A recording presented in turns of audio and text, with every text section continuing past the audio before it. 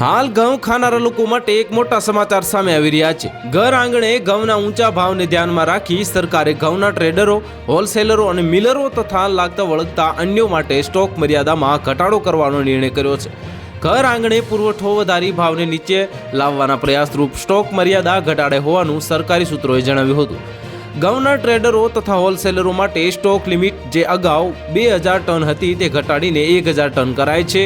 રિટેલરો માટે તેમના દરેક રિટેલ આઉટલેટ માટે મર્યાદા જે 10 ટન હતી તે ઘટાડીને 5 ટન કરાઈ છે। મોટા ચેઇન રિટેલરો માટેની મર્યાદા 10 ટનથી ઘટાડીને દરેક આઉટલેટ માટે 5 ટન કરાઈ હોવાનું સરકાર દ્વારા જણાવાયું હતું।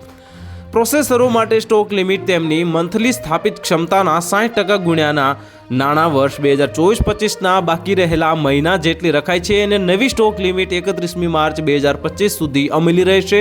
અને ગઈ વેળાની જે રવિ મોસમના દેશમાં જે ઘઉં ઉત્પાદનોનો આંક 11.32 કરોડ ટન રહ્યો હતો। દેશમાં ઘઉંનો પૂરતા પ્રમાણમાં સ્ટોક હોવાનો સરકાર વતી દાવો કરાયો છે અને સરકારે વર્તમાન વર્ષના 24 જૂનના ઘઉં પર સ્ટોકના લિમિટ લાગુ કરી હતી અને ત્યારબાદ 9 સપ્ટેમ્બરે તેમાં ફેરફાર કર્યા હતા। અને આમ છતાં ઘઉંના ભાવ પ્રમાણમાં ઊંચા રહેતા સરકારે સ્ટોક લિમિટને વધુ સખત બનાવવાનો નિર્ણય કર્યો હોવાનું બજારના વર્તુળોએ જણાવ્યું હતું। તો હાલ માટે આટલું જ, મળીશું નવી અપડેટ સાથે। જો તમને અમારા વિડીયો પસંદ આવતા હોય તો વિડીયોને લાઇક કરી દેજો, ચેનલને સબસ્ક્રાઇબ કરી બાજુમાં આવેલા બેલ આઇકનને દબાવી દો, જેથી તમને આવા સમાચારની અપડેટ મળતી રહે।